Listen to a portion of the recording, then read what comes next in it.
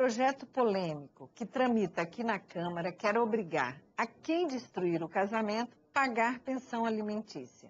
De iniciativa do deputado Paz de Lira, do PTC de São Paulo, o projeto pretende obrigar o responsável pela destruição de um casamento a ser punido por isso.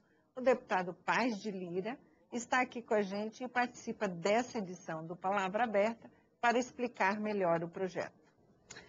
Deputado, uma pergunta óbvia.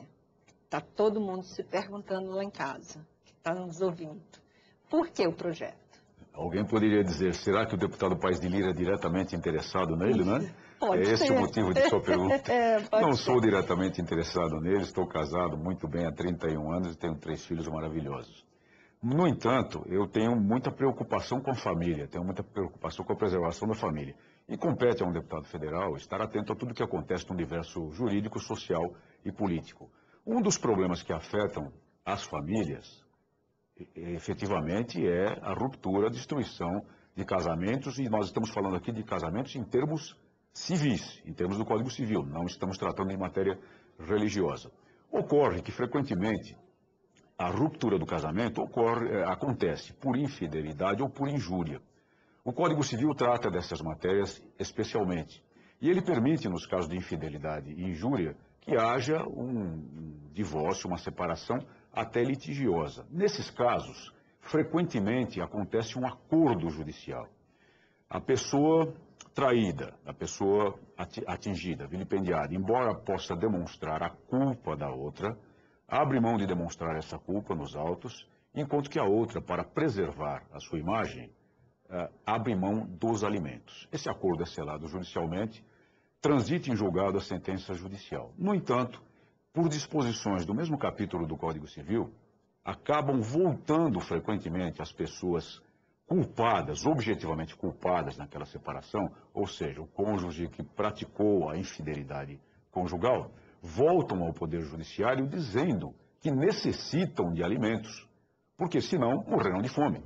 E de fato isso acontece. Muitas vezes a pessoa culpada, a pessoa que foi infiel, não tem modos de subsistir. E ela volta ao Poder Judiciário pedindo alimentos à parte inocente. Nesse novo processo, a parte inocente não pode mais demonstrar culpa alguma. E é muito frequente, isso acontece na quase totalidade dos casos, com base nas disposições do Código Civil e com base num princípio que está subjacente a esse capítulo do Código de que ninguém pode morrer de fome, muito comum o juiz decidir que a parte inocente efetivamente pagará os alimentos, apesar daquela decisão num processo originário. O resultado disso é que o inocente, além do vilipêndio, suporta a conta financeira da traição. O meu projeto o que faz? O meu projeto leva em consideração um grande princípio da lei civil brasileira, da lei civil de qualquer país civilizado, que é o princípio da responsabilidade. A regra geral do Código Civil é de quem causa um dano, a pessoa que causa um dano é responsável por ele e deverá ressarci-lo, deverá repará-lo. E se não tiver condição de pagar? Muito bem, essa é uma pergunta extremamente importante. Se ela não tiver condições de pagar, não pagará porque não tem como fazer. A pergunta se atribui, então, àquele novo personagem que vem à cena jurídica pelo meu projeto, participando da responsabilidade civil, com base no fato objetivo de que ele ou ela, vejam, meu projeto não é nem machista nem feminista, ele ou ela contribuiu diretamente para a ruptura de um contrato civil, que é o casamento, a destruição de uma família constituída nos termos da Constituição da República e nos termos do Código Civil. Essa pessoa é responsável, ela é corresponsável com aquela que foi infiel ao casamento. Então, se essa que foi infiel ao casamento não pode dar provimento à sua própria subsistência, não pode subsistir sem a ajuda de alguém, que essa ajuda seja dada pela pessoa que contribuiu diretamente para a ruptura desse casamento. É polêmico, sim, mas é justo. Na verdade, é um projeto que reequilibra uma equação que se desequilibrou, transformou-se até numa inequação. Faz justiça à parte inocente e restaura, em todos os fundamentos, o princípio da responsabilidade civil de modo integral.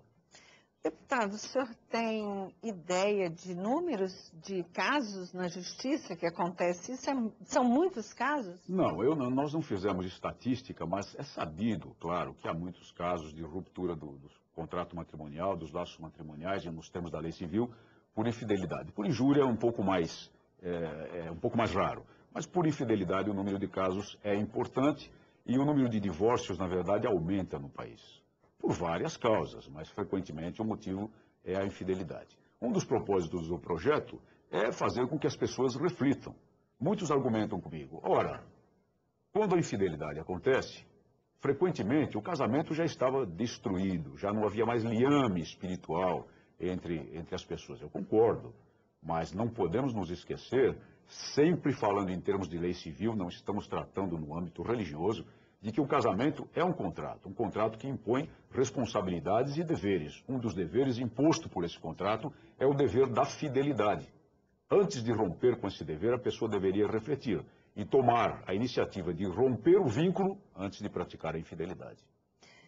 Deputado, outra questão que é polêmica também. Isso não legaliza o adultério, a infidelidade? Não, nada legaliza o adultério e a infidelidade. O adultério, na verdade, praticado, quando praticado, ele já é uma ruptura de um contrato civil. Ele já é, portanto, um ato ilícito sob o ponto de vista civil. Não muda de chofre, não muda repentinamente o fato social de que as infidelidades acontecerão, mas poderá levar as pessoas a refletir antes de dar esse passo, se souberem que poderão ser responsabilizadas por isso. É apenas o princípio da responsabilidade civil, trazendo, como eu disse, à cena jurídica, alguém que ficava tranquilamente à margem de todos os acontecimentos, como se nada tivesse que ver com eles. Mas tem, porque contribuiu diretamente para a ruptura do matrimônio, porque foi copartícipe na infidelidade. Apenas isso. Qual a repercussão? O senhor tem conversado fora da Câmara? Qual a repercussão desse projeto? Eu tenho dado muitas entrevistas a esse respeito para emissoras de televisão, emissoras de rádio em todo o país e vários blogs. E nos blogs sempre tem aquele pinga-fogo, né? Aquele debate. Tem muita gente a favor do meu projeto e tem muita gente contra também. Muita gente que até bate em mim com bastante força nos comentários nesses blogs. E, deputado, e aqui na Câmara, na Casa, como é a repercussão? Não senti a repercussão ainda, porque essa matéria não começou propriamente a tramitar nas comissões. Como sabem, as comissões estavam em recesso, as presidências foram eleitas apenas ontem, de modo que não houve uma só reunião de comissão, no caso aí, seguramente a de Seguridade Social e Família será uma delas, e necessariamente a Comissão de Constituição e Justiça também, para que nós pudéssemos auscultar qual foi a reação dos parlamentares, membros das comissões. Eu tenho a impressão que vai causar muito comentário, muito interesse, muito debate e seguramente é uma matéria polêmica, mas faz justiça.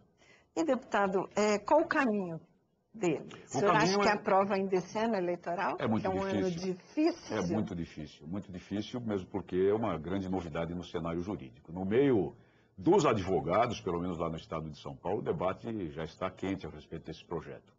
Eu não acredito que ele tramite muito rapidamente.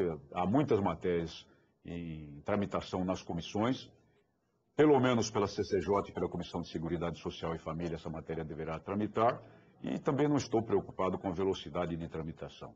O que me preocupa é fazer com que seja aprovado nas comissões e venha a plenário, para que os deputados possam dar o seu voto e possam talvez instalar uma novidade importante e que trará justiça no mundo civil ao vilipendiado, ao inocente, e fará também com que as pessoas reflitam sobre a necessidade de respeitar aquele contrato civil que é o casamento.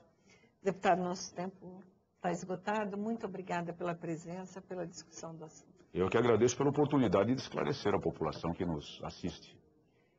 E você de casa que nos acompanhou, vamos continuar junto acompanhando esse projeto para ver o final.